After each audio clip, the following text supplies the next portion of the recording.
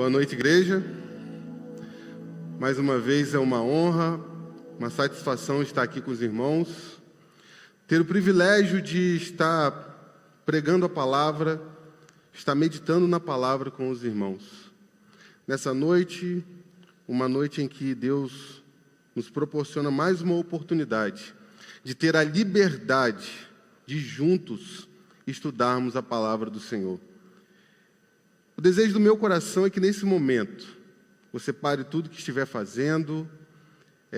Eu sei como é difícil estar em casa e acompanhar o culto de casa, mas pegue a sua Bíblia, pegue seu celular, pegue uma caneta, pegue um pedaço de papel e vamos juntos meditar na palavra do Senhor. Hoje eu quero conversar com os irmãos sobre o tema A Tentação de Jesus. A Tentação de Jesus. Para isso, abra sua Bíblia comigo em Marcos capítulo 1, versos 12 e 13. Evangelho segundo Marcos, capítulo 1, versos 12 e 13.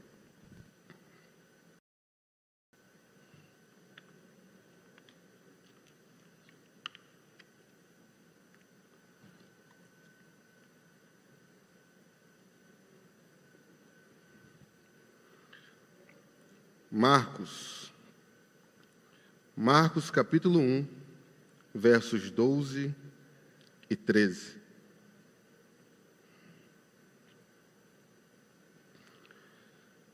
Diz assim a palavra do Senhor. E logo, o Espírito conduziu Jesus ao deserto, onde ficou durante 40 dias sendo tentado por Satanás. Estava com as feras e os anjos o serviam. Vou repetir. E logo, o Espírito conduziu Jesus ao deserto, onde ficou durante 40 dias sendo tentado por Satanás. Estava com as feras e os anjos o serviam.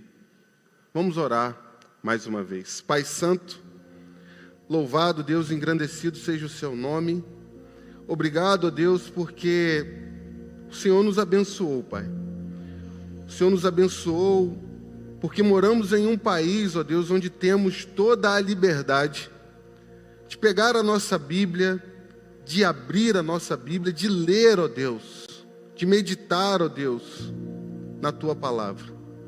E agora, Deus, quando mais uma vez a Tua igreja, Deus, se reúne, tanto os que estão aqui presentes, como os meus irmãos que estão em casa, todos nós, ó Pai, desejosos, ó Deus, de ouvir a Tua voz, todos nós, ó Deus, precisando ser orientados, precisando ser exortados, precisando, ó Deus, da esperança, Deus, que advém, ó Pai, mediante a Tua palavra. Pedimos, ó Deus, que seja uma noite incomum, ó Pai, para as nossas vidas. Que seja uma noite, ó Pai, de divisão, ó Pai, de águas. Que aqueles que estão afastados do Senhor possam retornar, ó Pai, aos Teus caminhos. Que aqueles, ó Pai, que ainda não conhecem ao Senhor possam conhecê-lo nessa noite. Para aqueles que precisam de cura, Deus, que haja cura nessa noite. Para aqueles que precisam ser libertos, ó Pai, que haja libertação nessa noite. Para aqueles, ó Pai, que precisam, ó Deus, de fato, se voltar para Ti, por mais que já caminhem com o Senhor, que seja uma noite de reconciliação, ó Deus. Fala conosco mediante a Tua palavra. Sei que sou completamente, ó Pai, estou aquém, ó Pai, da verdade diante dos meus olhos. Mas eu peço, Deus, que nessa hora haja espírito de iluminação, Deus, tanto da parte daquele que prega, Deus, como daqueles que vão ouvir. Fala conosco, Pai, em nome de Jesus. Amém. Amém. Meus irmãos, a tentação de Jesus. Existe uma verdade, ela é inegável, de que nesta vida, todos nós, querendo nós ou não, gostando nós ou não, é que nós vamos passar por tentações. Nós passamos, estamos passando e também passaremos por tentações. Quem é que pode chegar e dizer em alto e bom som: eu não passei e eu não vou passar por tentação? Porque todos nós seremos tentados. Seja você homem, seja você mulher, seja você branco, seja você negro, seja você rico, seja você pobre, todos nós vamos enfrentar a tentação. E se isso é verdade, a primeira coisa que a gente precisa perguntar é o que é, de fato, a tentação. E nós poderíamos dar uma definição do que é tentação. Tentação pode ser definido como um convite que é dirigido à nossa mente, às nossas emoções, à nossa vontade, com um único propósito: de nos fazer pecar contra Deus, de nos fazer desobedecer a sua palavra. E uma outra verdade em relação à tentação é que ela é variável. Tiago capítulo 1, verso de número 13, vai dizer que todos nós somos tentados segundo a nossa própria cobiça, ou seja, a tentação ela é variada. Você e eu, todos nós temos muitas fraquezas.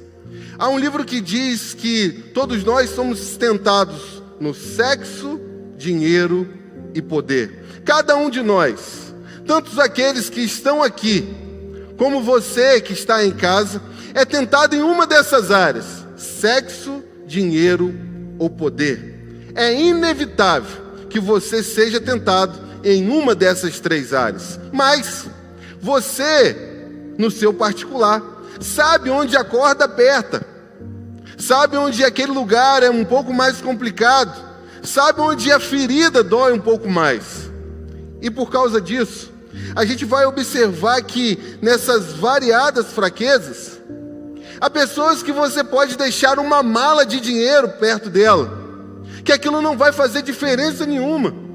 Mas há pessoas que, se você deixar uma moeda de R$1 perto dela, aquilo vai estremecer ela toda por dentro, porque ela tem uma dificuldade nessa área. Há pessoas que ela pode liderar várias e várias pessoas, que aquilo não vai trazer nenhum problema para a sua vida. Mas há alguns que, quando ela começa a liderar uma única pessoa, ela já muda o seu caráter, ela já muda a sua personalidade e se torna uma pessoa completamente diferente daquilo que ela era, simplesmente porque ela ganhou poder. Há pessoas, meus irmãos, que pode passar uma mulher bonita, um homem bonito, uma mulher cheirosa, um homem cheiroso, que aquilo não vai fazer diferença nenhuma para ela.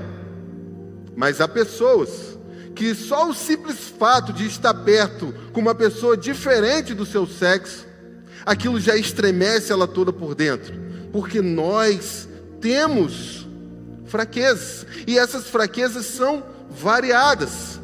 Deixa eu tentar ilustrar para você. Certo homem caminhava com a sua companheira, isso num parque. De repente, eles ali juntos decidiram lanchar e foram em uma lanchonete. Ao chegar lá, a lanchonete estava muito movimentada, bastante pessoas comprando lanche. Ele pediu, conseguiu receber o seu lanche. Ao chegar no local onde eles foram comer, ao abrir a sacola, ele notou que ali tinha muito dinheiro. Rapidamente ele falou: olha, eu preciso entregar esse valor, eu preciso entregar esse dinheiro porque ele não é meu. Ele foi com a sua companheira. Ao chegar lá, ele chamou o dono da loja, o dono da lanchonete, e explicou: olha, na hora que vocês foram me dar o lanche, vocês me deram esse saco de dinheiro. E o dono da loja falou: meu Deus, que coisa espetacular! Num tempo como esse, num tempo de muita dificuldade financeira, encontrar uma pessoa como você, que recebe um valor desse e ainda vem entregar, isso não pode ficar assim. Nós precisamos chamar a imprensa, nós precisamos tirar uma foto sua, isso tem que ir para os jornais.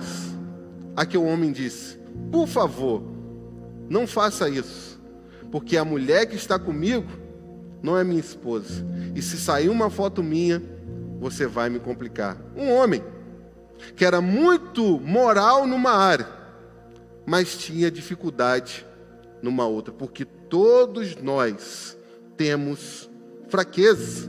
E alguém já disse que Satanás, especialista como ele vai adaptar a sua tentação de acordo com a minha fraqueza e a sua fraqueza. Ele tem para Eva uma maçã. Ele tem para Geazi vestes e dinheiro. Ele tem para Davi uma Betseba. Ele tem para Noé uma vinha. Ele tem para Sansão uma Dalila. Ele tem para Judas 30 moedas de prata. E para você? Em que área ele tem te tentado? Em que área você tem sido pressionado pelo nosso inimigo? Mas Hebreus capítulo 4, verso 15 vai dizer assim para nós: por quê? Não temos um sumo sacerdote que não possa se compadecer das nossas fraquezas. Pelo contrário, ele foi tentado em todas as coisas, à nossa semelhança, mas sem pecado. Nosso Senhor Jesus passou por todas as dificuldades, por todas as tentações que tanto eu como você enfrentam, mas sem pecado. E Ele, por causa da sua própria experiência, Ele pode nos socorrer no nosso momento de dificuldade.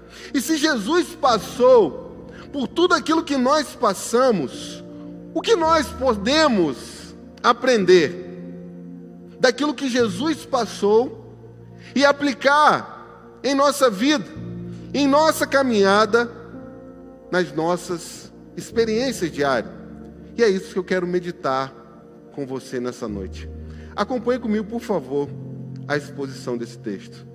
O primeiro ponto da nossa meditação é a ocasião da tentação. A ocasião da tentação. Olhe comigo o verso 12 de novo, por favor. E logo, o Espírito conduziu Jesus ao deserto. Se você observar comigo, o Evangelho de Marcos, ele é singular. Ele é diferenciado dos outros. Marcos, logo nos seus primeiros 11 versículos, ele se esforça para demonstrar que Jesus é o Cristo, que Jesus é o Messias, que Jesus é o Filho de Deus. E ele vai demonstrar isso através de duas formas. A primeira forma é pelo anúncio de João Batista. Olhe comigo o verso 7 do capítulo 1. Ele vai dizer assim para nós: e João pregava dizendo: depois de mim vem aquele que é mais poderoso do que eu, do qual não sou digno de, curvando-me, desamarrar as correias das suas sandálias. Mas Marcos, ele não só prova o poder, a divindade de Jesus pelas palavras de João, mas pela palavra do próprio Pai, no verso 12, quando ele diz assim, no verso 11: então veio uma voz dos céus que dizia: tu és o meu filho amado, em quem eu me agrado. E no verso 12 que a gente acabou de ler, você notar, não vai ser Jesus simplesmente que vai para o deserto, mas o próprio Espírito de Deus impele, enche, direciona Jesus para o deserto, para ser tentado pelo diabo. Mas por que o Espírito de Deus impeliu Jesus, o nosso Senhor Jesus, para o deserto? A primeira coisa era para provar a humanidade perfeita de Jesus. Ele era como nós. Ele era de carne, ele tinha fome, ele tinha sede, ele tinha sono, ele tinha cansaço, ele tinha todas as necessidades que o nosso corpo tem. Então o Espírito impele Jesus para o deserto, para provar que Jesus era completamente humano como nós. Mas não só isso, mas o Espírito impele Jesus para o deserto, para Jesus derrotar o diabo, para Jesus conseguir fazer aquilo que ninguém fez. Desde Adão, meus irmãos, todos caíram. Adão caiu, Noé caiu, Abraão caiu, Isaac caiu, Jacó caiu, Davi caiu, todos caíram. E agora o Espírito impele Jesus para o deserto, um lugar difícil, um lugar isolado, para mostrar que esse novo Adão era completamente diferente do primeiro. Esse tinha poder, esse tinha capacidade de vencer de fato esse inimigo. Note que não é Satanás que vai para o campo de Jesus, é Jesus que toma a iniciativa de ir para o terreno do inimigo, de ir para onde Satanás poderia ter mais facilidade para tentá-lo. E o Espírito impele Jesus para o deserto. E se você notar também, nesses primeiros 11 versículos, acontece algo inusitado. Jesus é batizado. O Espírito do Senhor, como uma pomba, desce sobre Jesus. Jesus ali é cheio e capacitado para o seu ministério. E aqui já cabe uma aplicação para a nossa vida.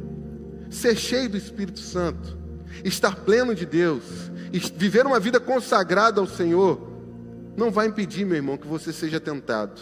Não vai impedir que você passe pelas artimanhas do inimigo. Não vai impedir que você enfrente tentações severas. Pelo contrário, o fato de você ser cheio do Espírito Santo é um sinal inegável de que você vai ser tentado pelo inimigo, de que você vai ser provado pelo inimigo. E Jesus enfrentou todas essas coisas. Não só a ocasião da tentação, mas esse texto também mostra para nós o tentador, aquele que fez, aquele que ocasionou a tentação. Olhe comigo o verso 13, por favor. E ele diz assim: onde ficou durante 40 dias sendo tentado por Satanás. E aqui a gente precisa entender algumas coisas. E a primeira delas é que o tentador, ele é uma pessoa, ele é uma personalidade. Vivemos em tempos de trevas e tempos completamente difíceis, onde as pessoas dizem que não existe o diabo, não existe o mal personificado.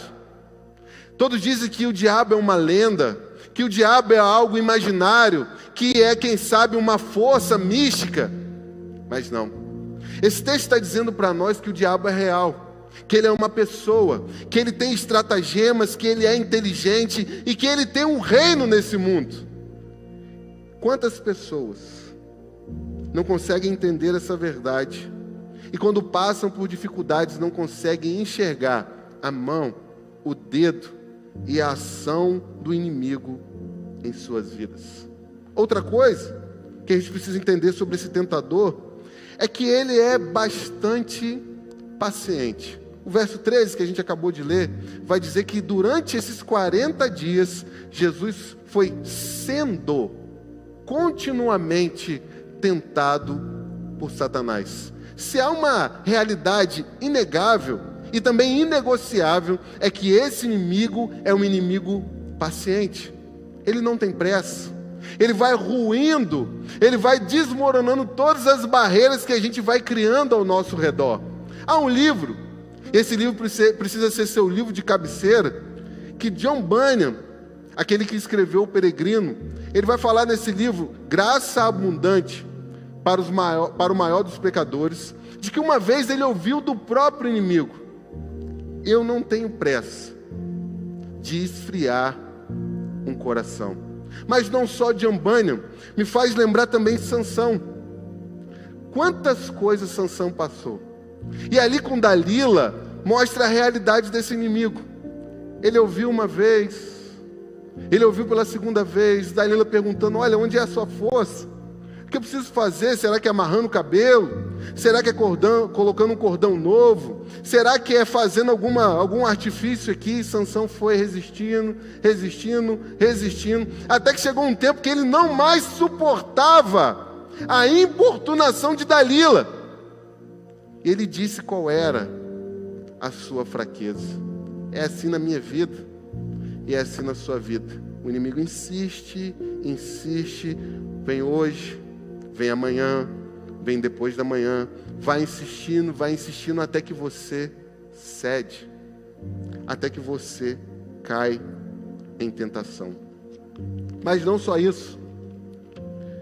A gente precisa entender que esse inimigo, ele aproveita dos momentos em que nós estamos fracos.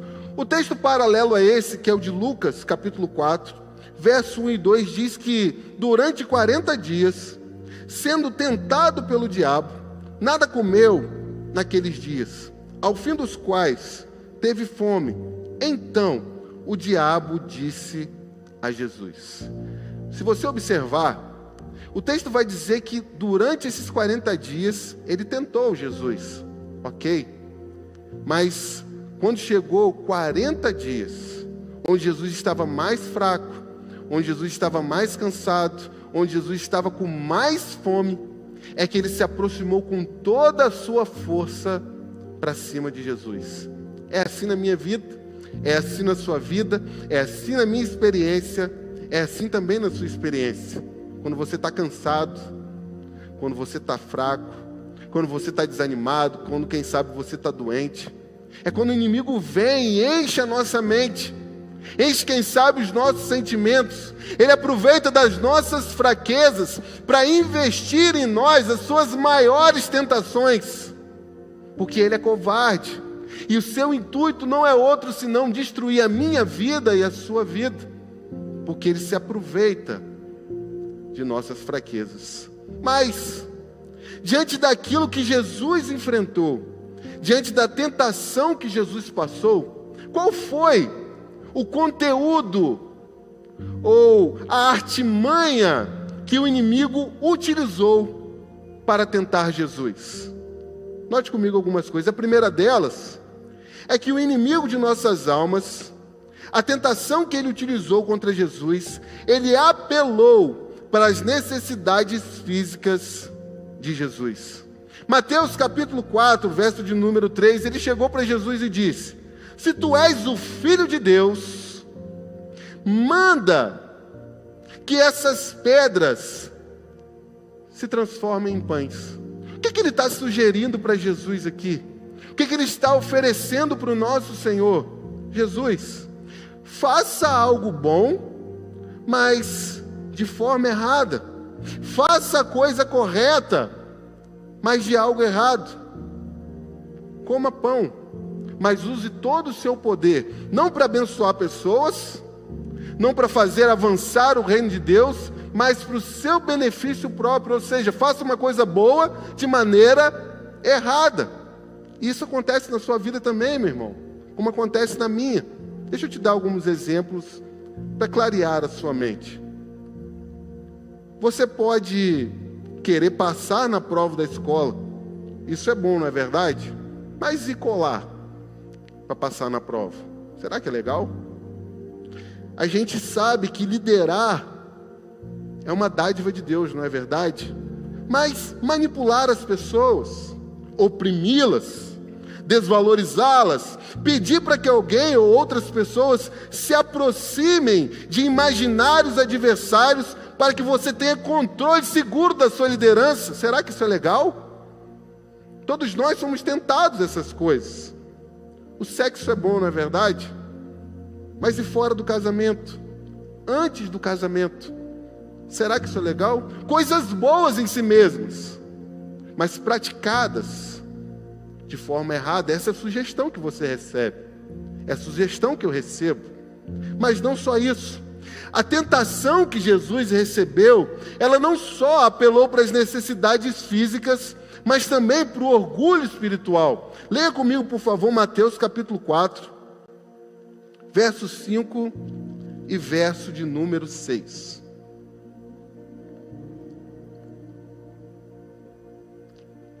Mateus capítulo 4, verso 5 e verso 6. Então o diabo levou Jesus à cidade santa e colocou sobre o pináculo do templo e disse: se você é o Filho de Deus, se jogue daqui, porque está escrito: aos seus anjos ele dará ordem ao seu respeito, e eles o sustentarão nas suas mãos, para que você não tropece em alguma pedra. Não bastava simplesmente tentar Jesus na área física, agora ele tenta Jesus ao orgulho espiritual. Como poderia muito bem o nosso Senhor chegar dali e se jogar? Olha, eu sou o Filho de Deus, logo todos os anjos do Senhor e também os meus anjos vão me sustentar, vão me segurar. Quantas das vezes você é tentado ao orgulho espiritual? Quando você pensa que é alguma coisa, quando você acha que é alguma coisa, quando você esquece de que tudo que você tem veio da mão de Deus, da parte de Deus, e você só é o que você é, porque Deus está na sua vida, e o dia que Deus tirar a mão de você, você já era. Quantas das vezes a gente esquece isso, e somos tentados ao orgulho espiritual? Isso acontece na minha vida e também na sua. Mas a tentação de Satanás ao nosso Senhor Jesus, ele apelou também para a ambição e o poder. Olha agora o verso 8 e o verso 9 de Mateus. O diabo ainda levou Jesus a um monte muito alto, mostrou-lhe todos os reinos do mundo e a glória deles e disse: tudo isso, note isso, tudo isso lhe darei, se prostrado você me adorar. Os reinos, as riquezas desse mundo, todos os prazeres que Jesus poderia conhecer, Satanás apresentou diante dos seus olhos. E é interessante notar que nesse texto, Jesus não refuta o diabo com aquilo que ele disse, dizendo que todos os reinos foram dados a ele. O que Satanás sugeriu para Jesus é um reino sem cruz, é um reinado sem sacrifício, é uma adoração, não para que as pessoas olhassem para Jesus e vissem em Jesus alguém digno de ser adorado, mas que as pessoas adorassem Jesus por causa da imposição.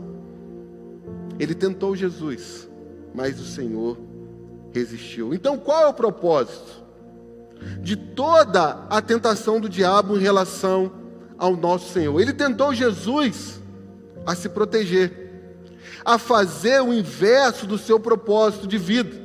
Ao invés de Jesus servir, Jesus seria servido. Isso vai acompanhar todos de nós. A vida cristã é um chamado não para você ser servido, mas para você servir. A pirâmide da vida cristã, ela está de ponta cabeça. O maior se torna o menor. Aquele que quer ser grande precisa ser servo. Aquele que é líder precisa servir.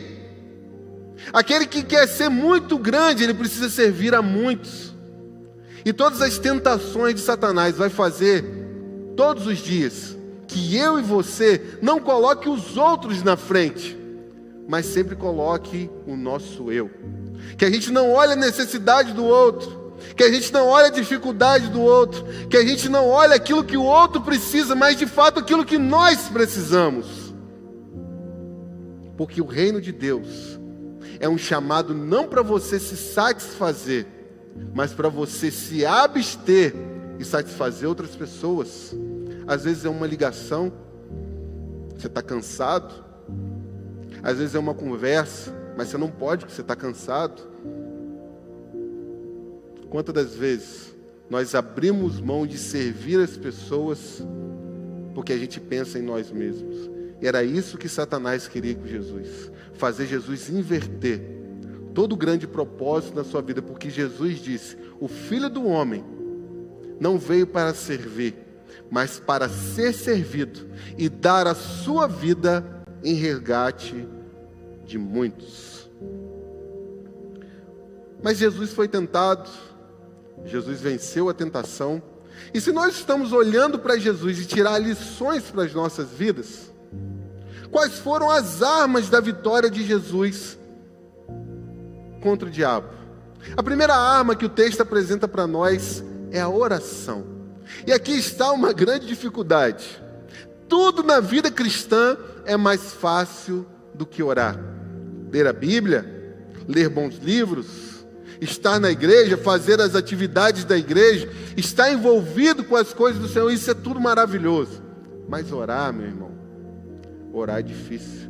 Orar é o maior exercício da alma humana. Orar é você se render aos pés do Senhor, conhecendo a sua fraqueza e dependendo da graça dEle para poder sustentar você. E como é difícil que a gente se renda ao Senhor, que a gente confesse que de fato nós somos fracos e precisamos da graça dEle. Mas Jesus venceu o diabo através da oração. Mas em segundo lugar, Jesus não só venceu Satanás através da oração, mas também do jejum. Que prática esquecida por todos nós. Qual foi a última vez, meu irmão, que você jejuou? Qual foi a última vez que você viu uma necessidade, não só na sua vida espiritual, como na sua vida familiar, na sua vida, na sua empresa, que você precisou jejuar a Deus? E note que todas as vezes que nós jejuamos, é porque nós queremos algo simplesmente externo. Difícil é nós jejuarmos porque nós estamos com fome de Deus. Jejum é fome de Deus.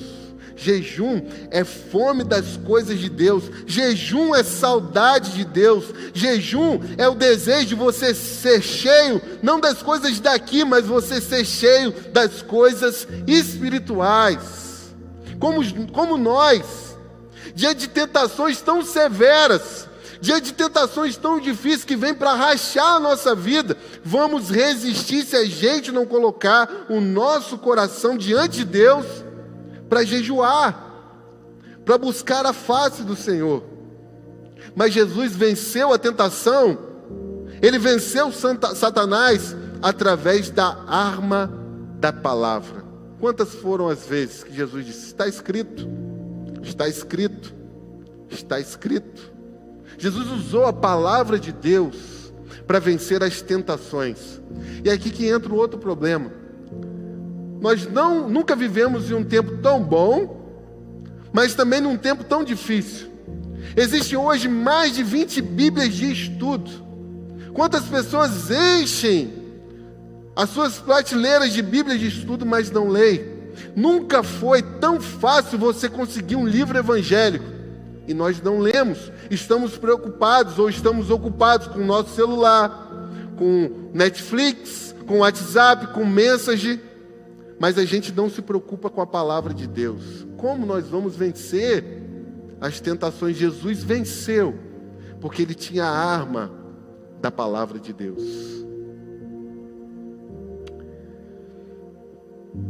E quando Jesus usou a arma da palavra de Deus, a primeira vez que Ele foi tentado a comer, Ele disse: não só de pão viverá o homem, mas de toda a palavra que sai da boca de Deus. Quando Jesus foi tentado a se jogar do pináculo do templo, a demonstrar um orgulho espiritual, Ele disse para Satanás: não tentarás ao Senhor seu Deus. Quando Jesus foi tentado a se ajoelhar diante do diabo para ter todos os benefícios do seu reino, Ele disse: só o Senhor teu Deus adorarás, e só a Ele prestará culto. Você conhece a sua palavra? Você conhece a sua Bíblia? Você conhece a palavra de Deus? Porque Jesus utilizou essas armas para vencer o inimigo. Mas, em sétimo lugar, por que Jesus venceu? Por que Jesus venceu? Jesus venceu, primeiro, por causa do seu caráter santo. Ele se dedicava ao Pai, ele se separava para o Pai. Quantas das vezes os discípulos e também a multidão procurava Jesus, e Jesus estava a sós com o Pai, e muitas das vezes isso de madrugada. Ele procurava a santidade, e a palavra de Deus vai dizer para nós: sede santos, porque o nosso Senhor é santo, o nosso Deus é santo. Sem santidade, meus irmãos, é impossível que a gente vença essa batalha da tentação. Jesus venceu porque Ele tinha um caráter santo, mas Jesus venceu porque Ele resistiu às tentações durante 40 dias. Aí você vai dizer: olha, lógico, Ele era Jesus, Ele era Deus, tudo bem, Ele era homem também, mas Ele era Jesus. Mas Tiago capítulo 4, verso 7 vai dizer: resistir. Isso está dizendo para a igreja, está dizendo para mim, está dizendo para você. Resistir ao diabo e ele fugirá de vós. Por mais que ele seja insistente, você vai resistir, ele vai voltar. Mas a ordem da palavra de Deus é resistir ao diabo. E Jesus venceu, porque ele resistiu ao diabo. Mas por quê? Por que mais Jesus venceu? Jesus venceu, como eu já disse, porque ele conhecia a sua palavra.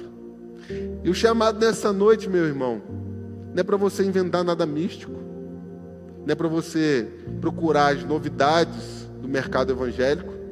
A novidade para nós hoje, ou a antiga verdade para nós hoje, é que a gente precisa se voltar para a palavra de Deus. Se nós quisermos vencer a tentação, se nós quisermos imitar o exemplo de Jesus, nós precisamos urgentemente voltar para a palavra de Deus. Você precisa, meu irmão, voltar para o seu devocional, voltar para o seu momento particular com Deus, para que assim, não só você, mas como eu também, a gente possa vencer as nossas tentações. Eu termino com algumas aplicações para a nossa vida. E a primeira aplicação é a seguinte: todos nós devemos esperar tempo de prova. Vida cristã não é uma vida que você vai passar daqui para a eternidade em um colchão de algodão, uma vida tranquila, numa vida mansa, mas não. Nós vamos enfrentar dificuldades, tribulações, tentações, provações. Vida cristã não é um chamado para você colocar um pijama, mas vida cristã é um chamado para você hoje vestir a sua armadura. Não só isso, todos nós devemos conhecer a artimanha do inimigo. Você precisa saber, meu irmão, as tentações de Satanás. Você precisa saber qual é a sua maior dificuldade, onde a corda aperta. É isso que você precisa proteger. E não só isso, não só vigiar as suas fraquezas, mas vigiar também no lugar onde você é muito forte, onde você tem muita capacidade. Vigie isso também. Terceiro, todos nós, como eu já disse, precisamos resistir ao diabo. E em último lugar, todos nós devemos buscar em Jesus socorro para a tentação. Hebreus, capítulo 4, verso de número 15, vai dizer que nós não temos um sumo sacerdote que não possa se compadecer de nossas fraquezas, mas sim alguém que em tudo foi tentado como nós. E ele também pode nos socorrer no momento da tentação. O verso 16 vai dizer que a gente precisa se aproximar do trono da graça, a fim de nós acharmos misericórdia. Eu não sei qual é o seu pedido de oração. Eu peço que nesse momento você vá colocando. Mas antes, orar com você, quantas sutilezas, quantas dificuldades, mas até que a graça de Deus tem nos sustentado. E o chamado nessa noite é buscar de aflição. Vamos orar ao Senhor. Coloque seu coração diante de Deus. Se você quiser ajoelhar,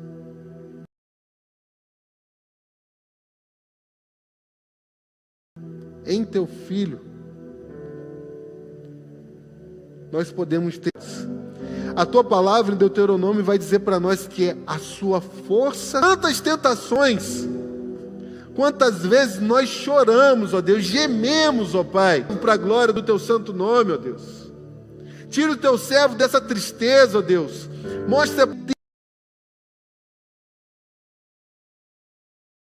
tempo, ó Pai, complicado, Senhor. Que tempo difícil, ó Pai, de testemunhar o seu nome. Tua igreja, Senhor. Tira-nos, Senhor, da mesmice de todos os dias. Que dedica a sua vida, Pai, ao Senhor.